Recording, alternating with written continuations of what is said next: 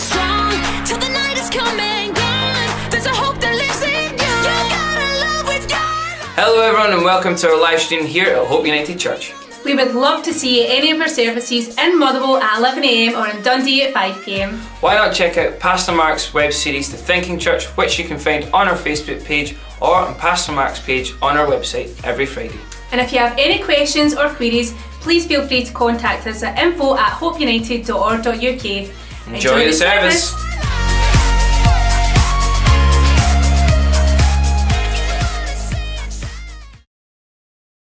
Let's get up for the live streamers this morning.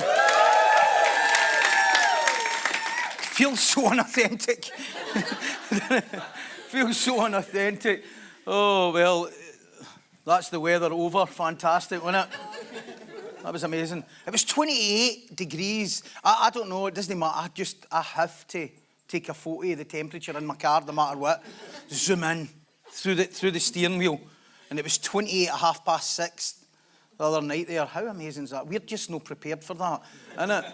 We're just not ready. We're just not prepared for that, and we know people are like that. No, we're praying for weather all the time, and people are like that. No, oh no, it's just too warm. I mean, no, it's not that. It's just too warm now. You know what I mean? It's all right when you're on holiday, but I mean, anyway, the World Cup's in 2 weeks, and you know, I've got relations in Panama, so Scotland. Some are like, what? Just because Scotland never qualifies for the World Cup now, but we always get an opportunity, us Scots people, to support Panama and Tunisia and Belgium. Everybody in England's group, didn't we? So, that's what I was doing when the worship was on there. I went over to James. He's actually an Englishman. It's like, who's in your group? And he says, Panama and Tunisia and Belgium. I thought, yeah, me and Callum. Half Panamanian.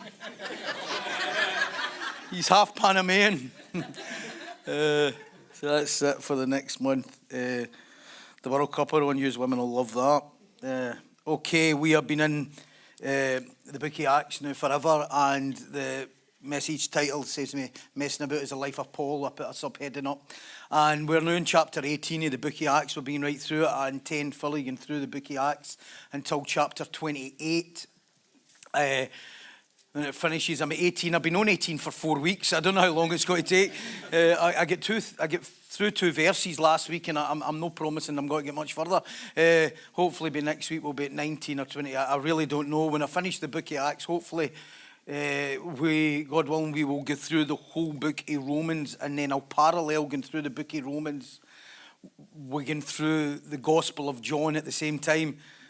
It's about 70 by the time this is done. I wish I started earlier. And then we'll go through the whole book of John, and we'll parallel at the book of John and the book of Romans. Paul is here. Apostle Paul is still in Corinth here. He's been here a year and a half. And Corinth, as we know, is modern day, well, then it was modern day Sodom and Gomorrah.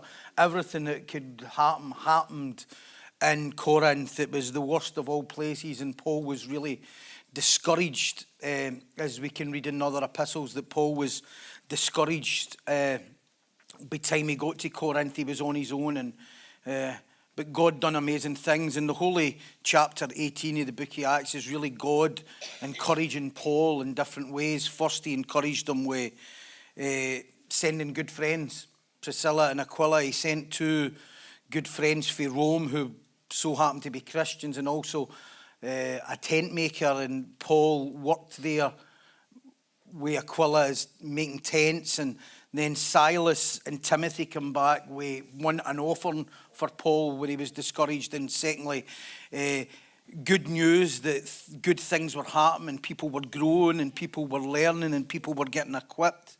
And then God then encourages Paul next to be friends, then he encourages himself by saying, I am with you, do not be afraid, I am with you wherever you go. The Bible talks about do not be afraid 365 times, one for every day.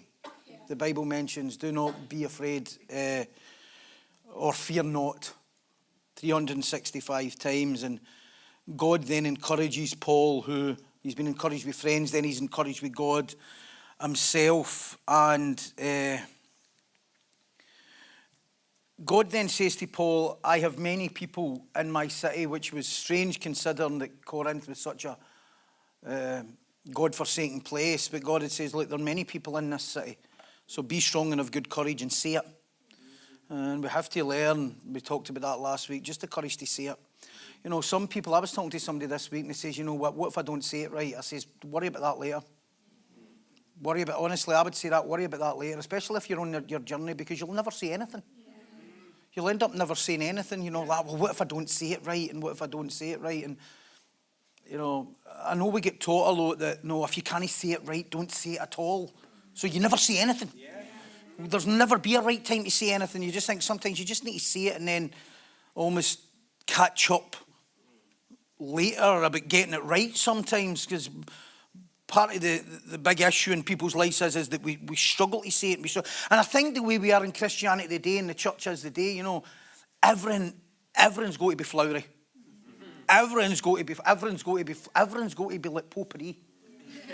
If there's no potpourri, it's no love.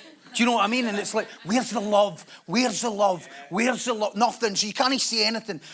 Hate's a strong word. Never, that's another thing. That's hijack your church. You're not allowed to use the word hate at all. Ever. It's like blaspheming to say the word hate.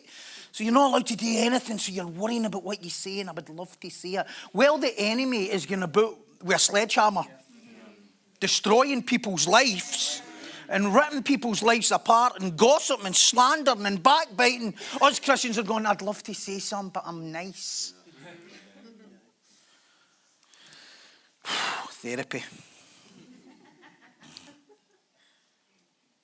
So God says there are many, many people, and you know, in heaven you've got to meet nameless people. I was thinking about this as I was studying. How amazing is it? You get to heaven, you've got to meet the nameless people, because Paul goes on and preaches, and he starts preaching the gospel. He just becomes bold again. He's encouraged, and he starts to preach the gospel with boldness. And it says that many, many people get saved.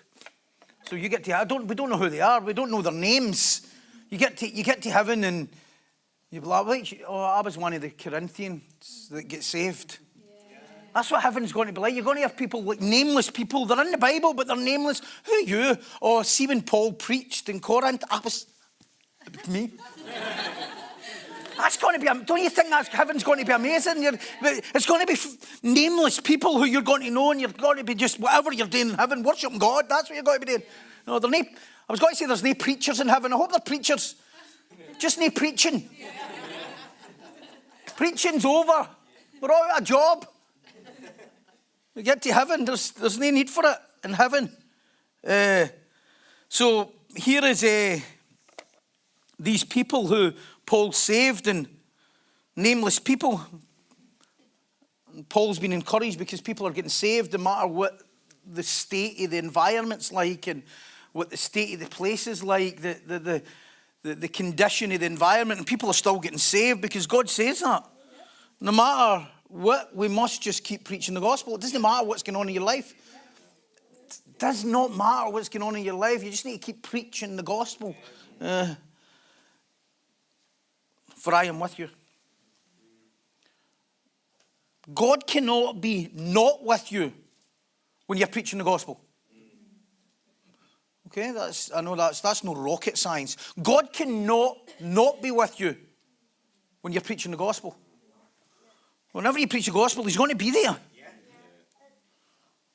Why fear? God is with us. Emmanuel, God is with us.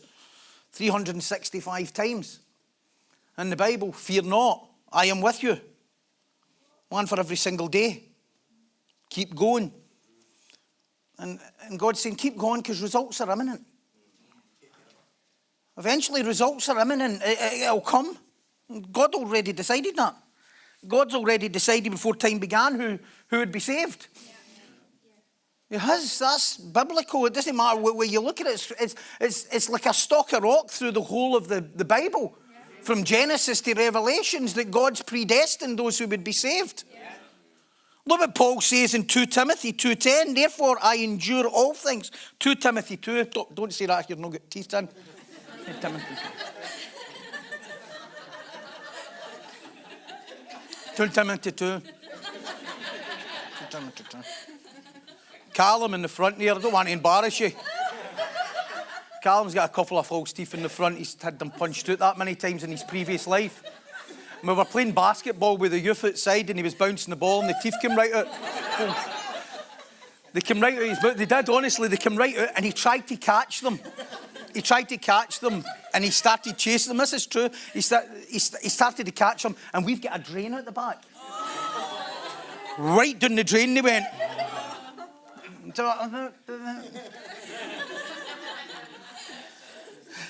2 Timothy 2. 2 Timothy 2:10. I used to go to elocution lessons. You can tell they never worked. It's £25 an hour to say 6 freshly fried fish. And I still can't say it. I says £25 an hour to say 6 freshly fried fish, please. I says, no bother. 2 Timothy 2, therefore I endure all things. Listen to this. Therefore I endure all things for the sake of the elect. The elect, them who is foreknown, is predestined, the elect, that they may also attain salvation which is in Christ. How amazing are these letters? Paul's not writing to Timothy, and he rarely wrote to Timothy about doctrines. He always wrote to Timothy, presuming Timothy knew that. He was always writing to Timothy, sharing his experiences. This is the amazing thing about going through books like the book of Acts and the book of Romans. It explains all the other epistles because this is where Paul wrote them all from. Paul wrote all the epistles for his experiences from the book of Acts and then the book of Romans. So when you go to all these other epistles, the rest of the New Testament, they're all wrote for Paul's experiences here. That's how it's great to go through the book of Acts. Because you can just parallel it. When Paul then, if you go and read one of the epistles, the other epistles, when he's writing to the other churches, in Corinth and Thessalonians and Philippi, you can see what he's wrote them for. He's wrote them for the book of Acts and the experiences he's had there, predominantly. And hopefully we'll then get through the book of Romans. I don't know how long it's got to take, as I says. Now, I'm not saying if Paul didn't endure, they would not be saved. You know, we're no Armenian. 90% of the modern church today is Armenian. Armenian is, Joseph Armenia was a prodigy of John Calvin. And what Armenianism is, no, because it's like, what? What Armenianism is really, I'll give you a simple version and we'll talk about it another time, all right? Armenianism is that we believe that by hundreds of effort and by performance and by going for it. Well, the church is doing the day, innit? Let's do this. All that nonsense. That they somehow believe that they can twist God's arm up his back and make him do something that he wasn't going to do. There lies a problem. And then when God doesn't do it, it's because you're not praying hard enough or you're not good enough. Bodies strewn across everywhere. J.C. Ryle says, bodies strewn across every town, city, village and nation. As Christians never quite make the mark. Why are they getting it and I'm not? Why are they winning and I'm not? That's Armenianism in a nutshell. It's more than that. But it's somehow that your free will, by your performance, by your effort, by your works, listen, we're not saying that we shouldn't do works, okay? But somehow God's holding back. You know what I mean? God's doing like that. Imagine this, simplify it this way. You're a parent, right? And you get to the end of your life and you've not been the best parent. And then somebody asks, why did you not give your children that? The love and the care and the protection and the wisdom you could... They never asked. No, as if God's a doorman. No. I was going to call a message, I will do a message called God's Not Your Concierge. We've reduced God to a doorman, don't you think? God opens doors that no man can close. See the amount of Christians that tell me that God keeps opening doors for them as if, what, is he a doorman now? Is that what you've reduced God to? This wee concierge, wee bell guy?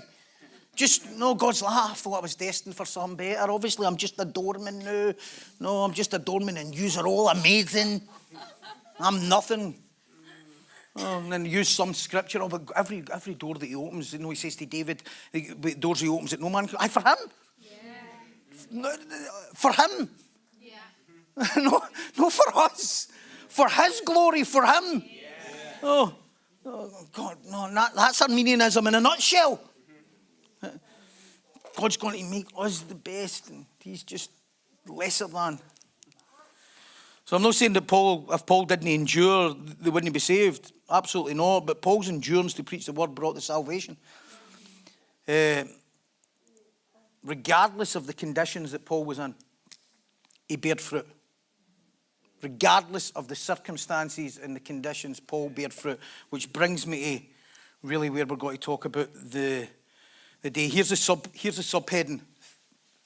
Faith through all seasons. Faith through all seasons. In order to bear fruit, and this is Paul, he's bearing fruit in tough times. In order to bear fruit in tough times, no matter where we are in life, we have to learn how to deal with stuff. Serial quitters. No, the grand old Duke of York Christians, when I was up, and when I was down, I was down. And I get that. I'm not judging that. That's a journey. Yeah. But in order to bear fruit in tough times, you must be willing to deal with stuff and be willing to destroy and let go of things. If any of you listening to my thinking church, you've heard me talk about, and if any of you don't, what is it you're doing anyway? What is it you're doing with your life? I believe some people in here, and if you're listening live stream, you'll be going through amazing. And I know the people here. I try and get to know as many people as possible. We're not elusive. I hate that. Oh, hate. Strong word. No, I hate that. I hate elusive leaders. I can't stand it. I went to a church in LA years ago. It was just outside LA near Disneyland. And I was in the shop. There's a big shop, massive church, and I was in the shop. I'm not going to tell you the guy's name. I'll tell you later. Something like, who is it? Who is it? And I was in the shop, and one of the guys approached me. I don't know who it was, and he says, "Oh, the pastor wants to meet you." I don't know how he knew I was there. It was I don't know how he knew who I was. My mother sometimes struggles with me. Who I am? No, I mean, never mind this guy. So he says, "You want to? The pastor would like to meet you." So I get through, and there was 2 bodyguards. What are we doing here? Here, Apostle Paul's in Corinth himself. Apostle Paul's in Corinth on his own. I had 2 bodyguards at this side. A bodyguard at this side, and he walked me through this alleyway and then through this kind of corridor, and we opened this door to this shrine. And the pastor was sitting on a throne. I could only describe it as a throne seat. I know.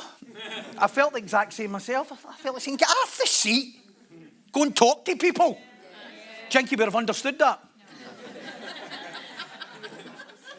Off, what you say?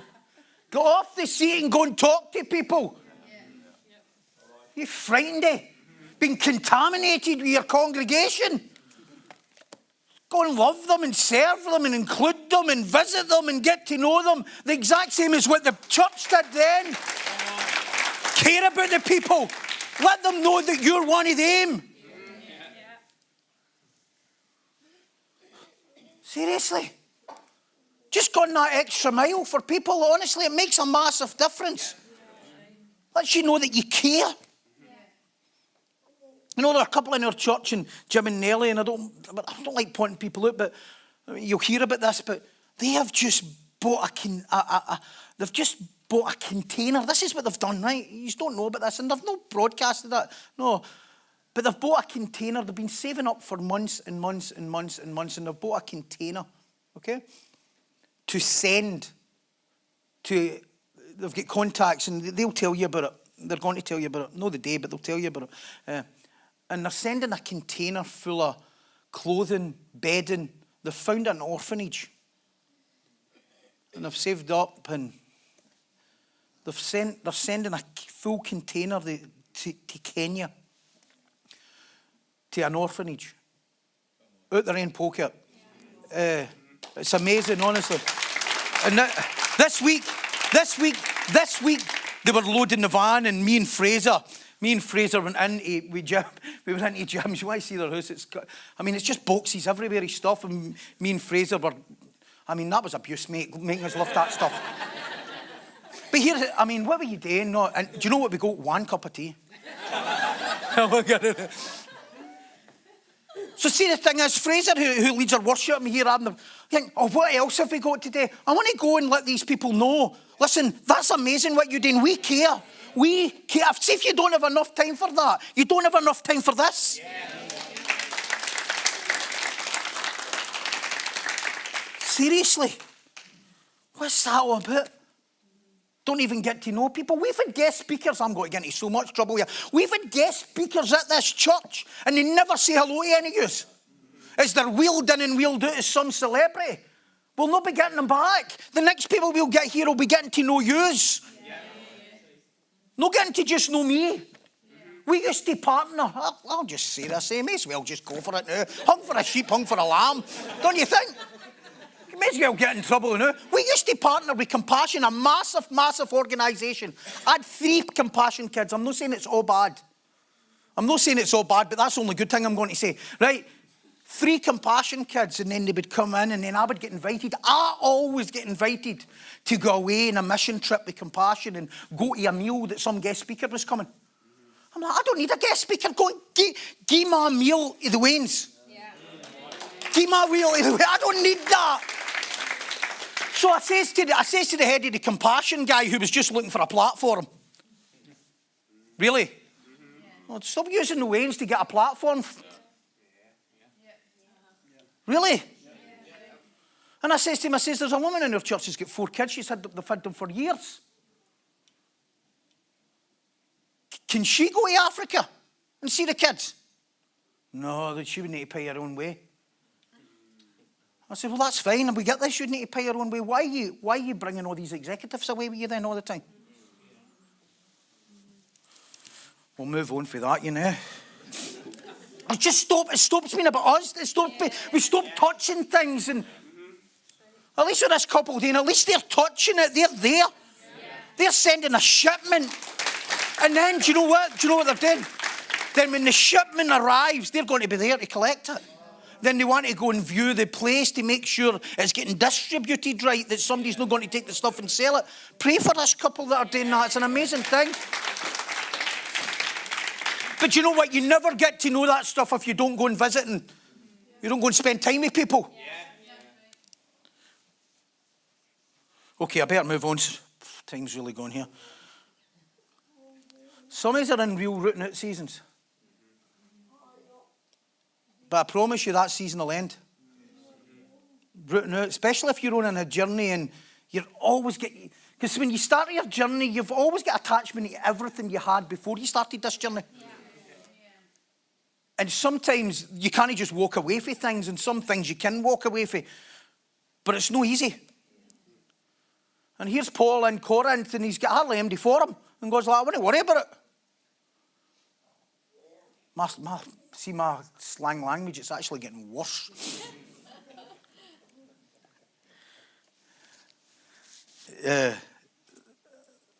We have to learn to root out so that we can grow enough to bear fruit no matter what's going on in our life. It's the greatest testimony that can happen in our life. You know, I know at this moment in time there's some people in our church who's been through stuff, horrendous stuff. You'll never know. But you'll know come the end of it. And then God gets all the glory. Sometimes you don't need to know the now, but you'll know at the end of it. People whose families are struggling and people who are facing horrendous persecution. Horrendous persecution. But you don't know. Because they've got faith through all seasons. It's an amazing testimony. Okay, go with me to Jeremiah. Jeremiah 1:10-12, one of my favourite scriptures. Jeremiah 1:10-12.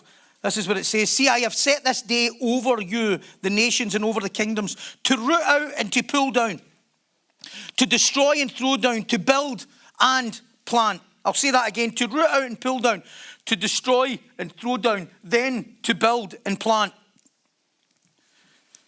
That's the process. We tend to want to just build and plant, but we don't want to deal with anything. We don't want to deal with anything in our life. And we have to root out and throw down and destroy and throw down, then to build and plant. And then, moreover, the word of the Lord came to Jeremiah and says, what do you see? I said, I see the branch of an almond tree.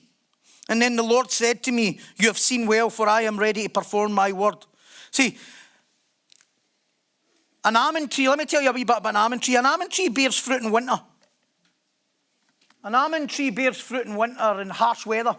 It grows in January and February. That's when it bears fruit. It bears flowers before it bears fruit though. A lot of Christians, we tend to can be flowery before we've got any substance. There are a lot of Christians that look good but are no good. They look fantastic. You know, they look like they're bearing fruit. You know, there's even a parable in it where Jesus talks about the tree that wasn't bearing fruit. It looked good. This tree was seen bearing fruit in winter. But it wasn't seen bearing fruit in winter until God tells Jeremiah to root out and to cast off and throw away and destroy. In order to bear fruit in winter, we have to be willing to go through a process of dealing with some stuff in our life. We have to learn to deal with some stuff in our life. We have Christians trying to build a life on top of old ideas or old wounds and old white mindsets. I've done it. I've done it myself. I think it's hard as well when you get up, when a lot of preaching is never open about their own imperfections. Because what that creates then is it creates a fear in people to be honest about not being perfect. Because the leader never talks about their mistakes or their failings. I was talking to somebody this week and I was talking to him about jealousy and insecurity. And when I first got saved, there was my mentor was doing a seminar and he got an assistant to do the seminar with him. Yeah, and I was telling this guy, my friend, we were talking as we're walking through life, and I says, so my mentor was doing a seminar and he picked an assistant for the audience, the crowd, to help him. And at the end of the seminar, he asked me how it went. I says, oh, you were great, but see that guy, I mean, he was a nightmare. Really what I should have just said is, do you know what I think? This is what I should have said. Do you know what? But you don't say this as a grown man, didn't you know? Because this is no macho. No, what I should have said is, I'm really jealous. I feel really rejected that you picked him and no me. That's what I should have said. But I didn't. And the guy who was mentoring me at the time says, I suggest you go a walk for 10 minutes. Have a wee think about what you just said there. And I went a walk and I come back and I says, I'm really sorry. I says, I was just felt inadequate there and I felt rejected and I felt jealous. And it's why I shot that man down. Because your acceptance to him was your disapproval to me. And at that moment in time, just there and then, he didn't even say a word. He just put his arm around about me. And he says, I love you. He says, and we're going to walk through this together. Yeah. Another day, as I was talking to a man, I was telling him that story. What allowed him and gave him permission to root out and cast off himself. If I never talk about that and we never mention our own struggle, if we just go, how is everything? Awesome, high five, awesome, awesome, awesome, awesome. That's no awesome. It's no awesome. It's dead hard. It's dead. Life's dead hard. How's things? Awesome. It doesn't matter what's going on. It's awesome. High five. Everything's amazing. It's tough. Life's tough. Things flare up. But if we just say that, then we've got people in the congregation and brothers and sisters in Christ who are sitting here like, I'll never, ever be good enough. I may as well just quit the new and shut up the new. Whereas if we can even just be, we're in it together. Yeah. And that's why the gospel gets distorted and compromised and diluted and misquoted. The rooting out has never been done. Churn sausages out in Bible school. A sausage machine. And it's like a wee sausage machine. You're like, you've never done it. You don't know anything. Produces oversensitive Christians. See, this is what happens when we don't root out and cast off. We become oversensitive, prickly, fragile, handle with care. That was me. I should have had one of these signs on my forehead everywhere I went. Fragile, handle with care. The minute you say anything wrong to me, I'm having an episode. So she's oversensitive Christians. They can't handle anything. They can't handle not being liked. Or not getting attention. Or people not accepting them. I say this all the time. I've said this to people. This is shocking, this, what I'm going to do here. And people cringe at this, but I'm going to do it anyway. Imagine Jesus on the cross, right? And he's like that, right? Can I just say one more thing? This is a disgrace. I know it's a shock. Isn't it? People like that when I do that. Can I just say, this is ridiculous? No. So, oversensitive Christians can't cope when we don't get attention. Can't cope with not being accepted or not being loved, not being picked, not being included. What somebody says to them, what somebody doesn't say to them. It's always somebody else's fault. No coping skills. Can pray with the tongues of angels. If you can pray with the tongues of angels. I hope you know that's a hyperbole. No. If you can pray with the tongues of angels, it's like saying, if I was 20 feet tall. It's not that you are, not that you can pray. If I could pray with the tongues of angels. There's a justification for shabba dabba doing everywhere. If you can pray with the tongues of angels. No coping skills. Can talk and quote scriptures. Can you live it? Because there's no rooting out and casting off and throwing away and destroying. Social Christianity. We come to church on a Sunday. You go around about churches and you see it, people everywhere, they come to church on a Sunday, but they cannot cope with life on a Monday.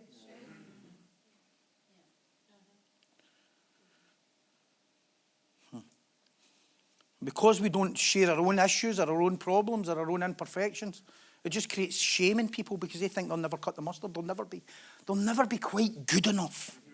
If you've ever felt that, you know, I'll never be as good as them up there. They never get anything wrong.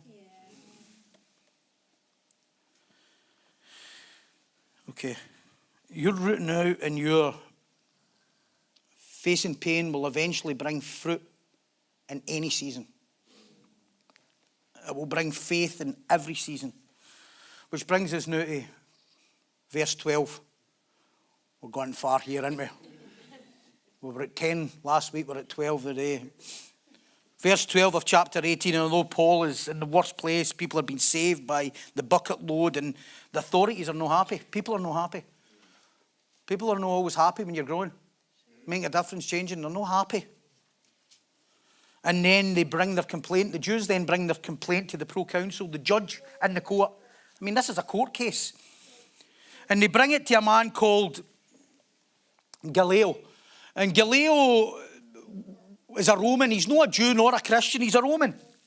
He's a smart guy. And history tells us that he was well respected and known as a kind and fair man as well as an astute man.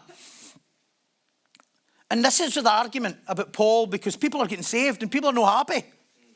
And their argument was that Paul was preaching stuff that was not in line with the Jewish law. That's what they're saying.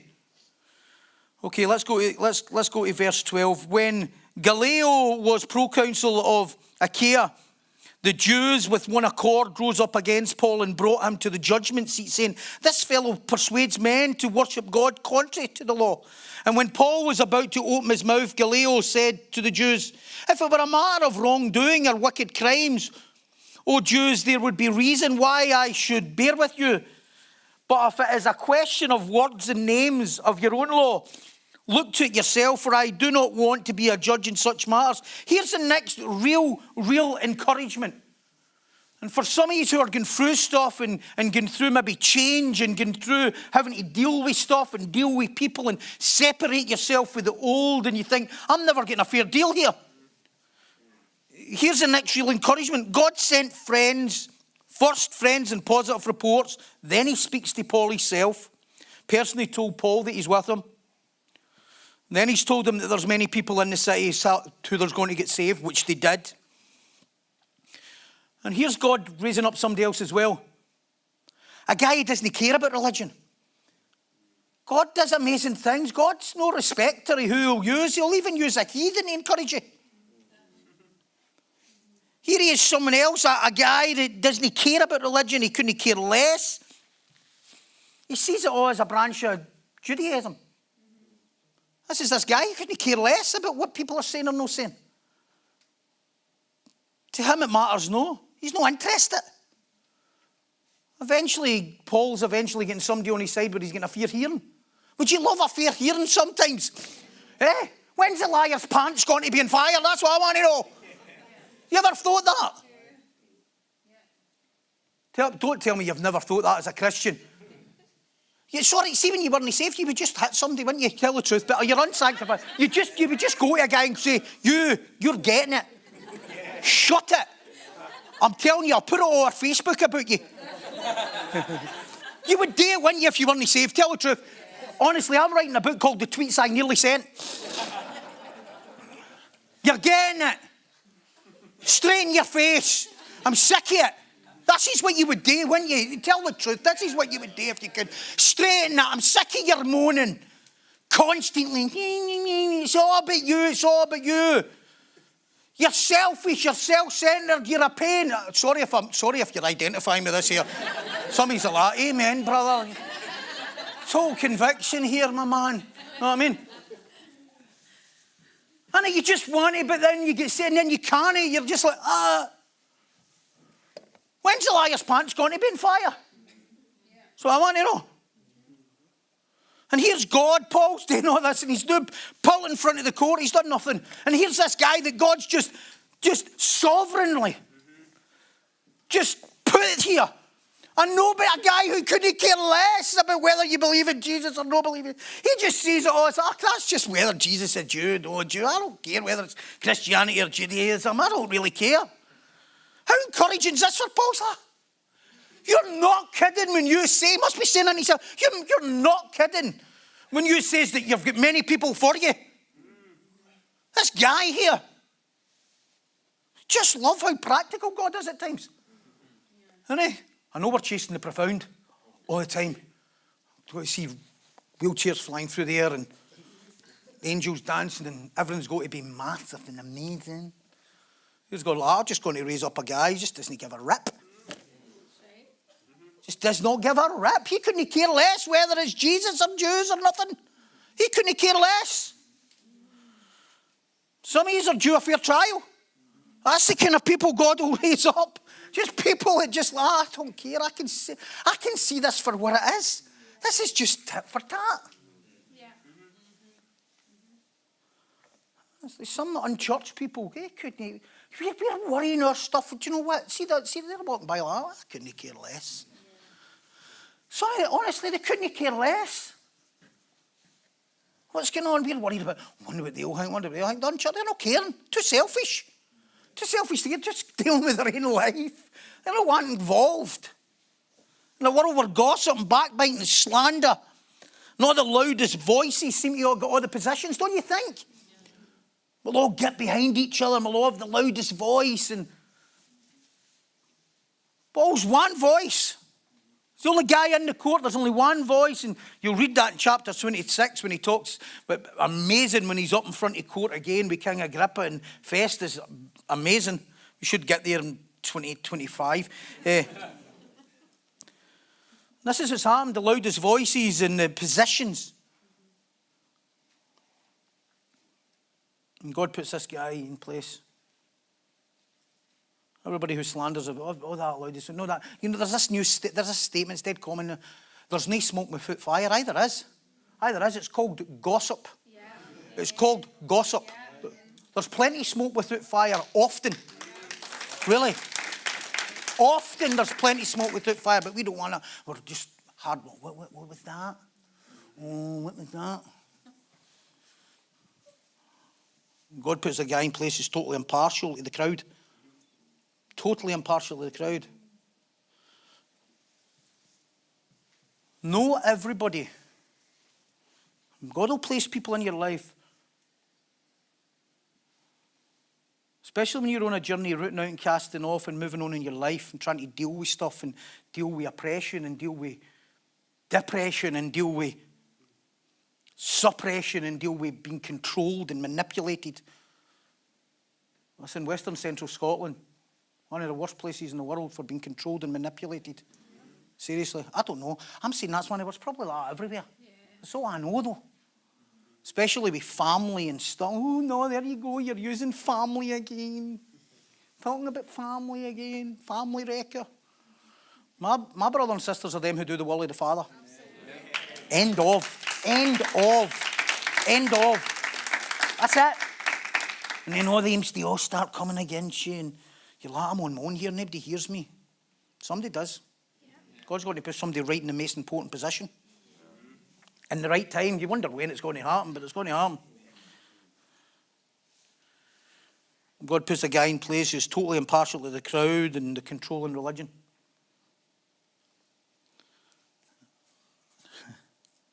I love how this happens because Paul's totally outnumbered. Totally outnumbered. What they're trying to do here at this time here is they're trying to stop Paul preaching the gospel and actually shut him down and put him right out so that the gospel never gets preached ever again anywhere. Yeah. I mean, this is the end of Christianity here. Yeah. More or less. This is going to be the end of Christianity. There are no letters going back to the churches that he's built. There's no leadership. There's nothing. This is it. And then God places this guy who couldn't care less. We see it in our church. You've got, talk about outnumbered.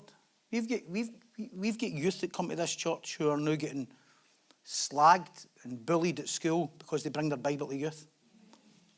It's the country we live in today, by the way. And I say good on yous. We need to equip them and we need to strengthen them. Seriously. We've got kids coming to our kids club with Bibles. I don't want them to come to youth with a glow stick. Woo! You get your glow stick later. Do you know what? This is the greatest glow stick you'll ever have. Because this is the guide you need. You want to give somebody a glow stick, this is the glow stick you want youth to carry. We just need to get the wisdom to help them as they navigate that. I don't want to just dust that off as no important. It's important. And what these young people say, please pray for Calvin and the youth and the team. As these young people are queuing along this building on a Friday night with their Bibles and getting persecuted.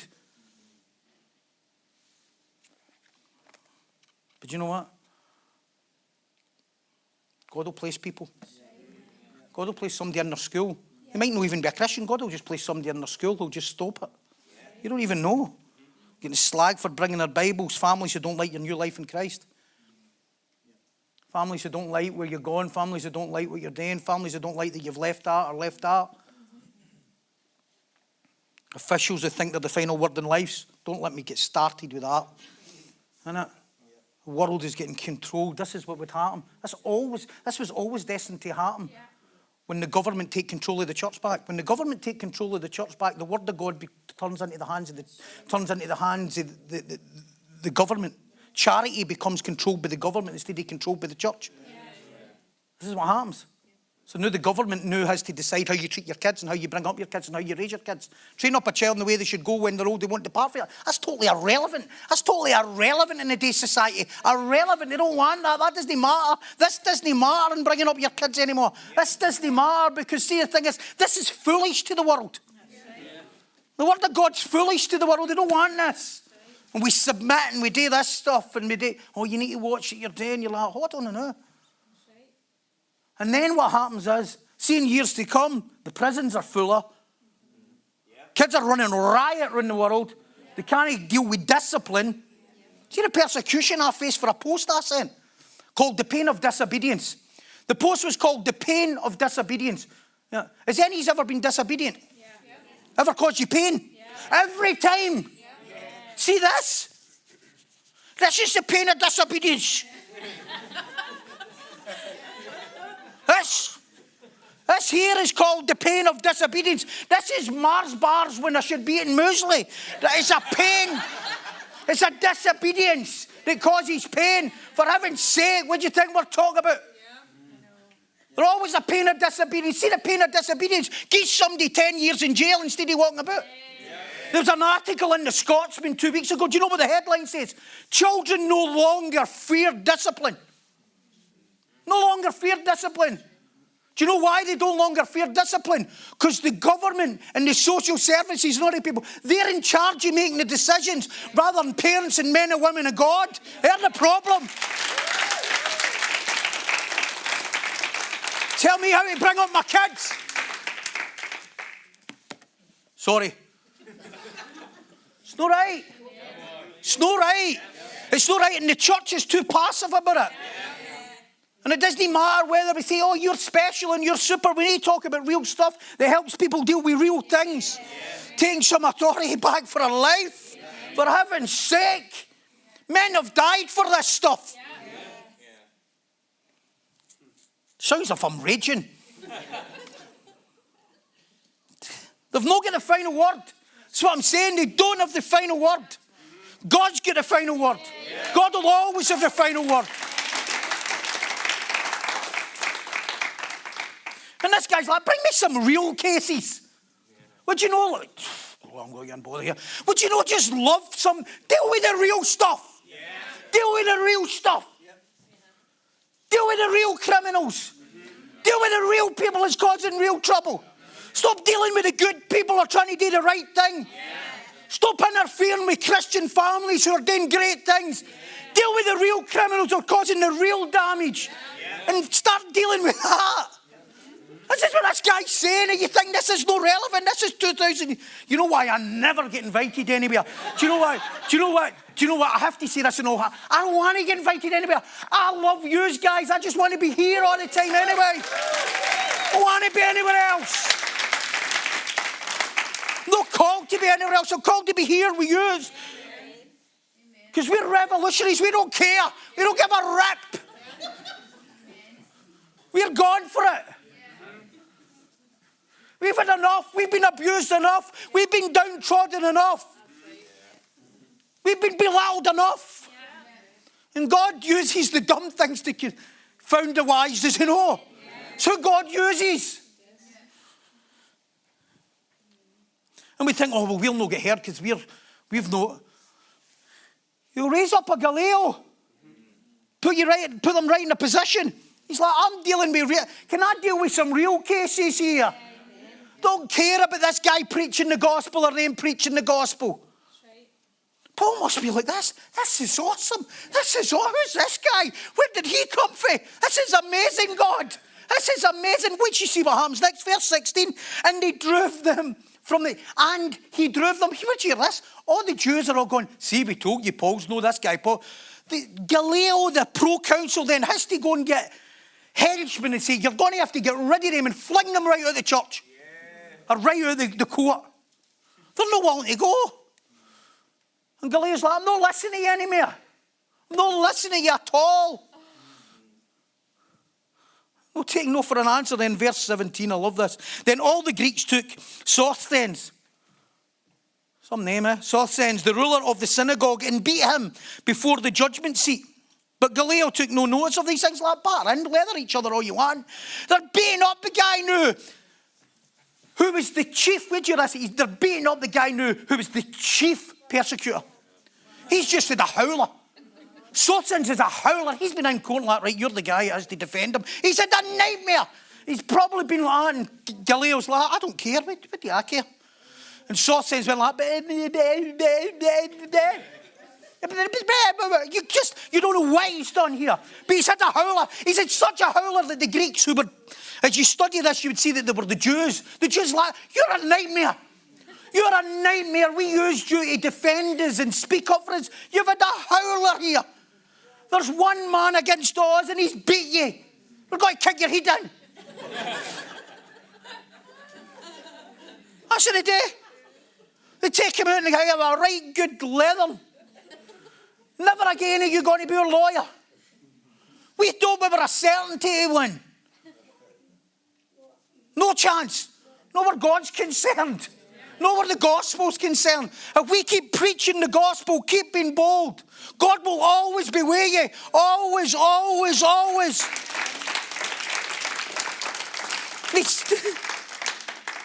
Paul must be like, now they're fighting each other. I'm just preaching the gospel. Now they're fighting each other and bickering. So it starts happening. Sometimes you just got to walk away from the madness and get away from it and then just let them fight. Bar in. God sometimes just takes you before a fight. It does. I've seen that in my life. I've seen that in a church I was in years ago. All hell was going to break loose. I didn't know all hell was going to break loose and God removed me before it. How good was God? I'm glad I was removed from it before the madness happened. I didn't know madness was going to happen, but madness happened. Chaos happened and all sorts of stuff happened in the church. All sorts of stuff that shouldn't. All sorts of stuff that happened in Corinth was happening in the church. Better not go there. Or I will. And God just removed it. And then it all broke loose. You're away. Paul's like, this is magic. We're all fighting with each other. Fire burning strong till the night is come and gone. There's a hope that lives in. Thank you so much for joining us in our live stream today. We really hope that God's word has impacted you. We'd love to hear from you. If you have any prayer requests, then please send them into info@hopeunited.org.uk and we will be praying for you. See you soon.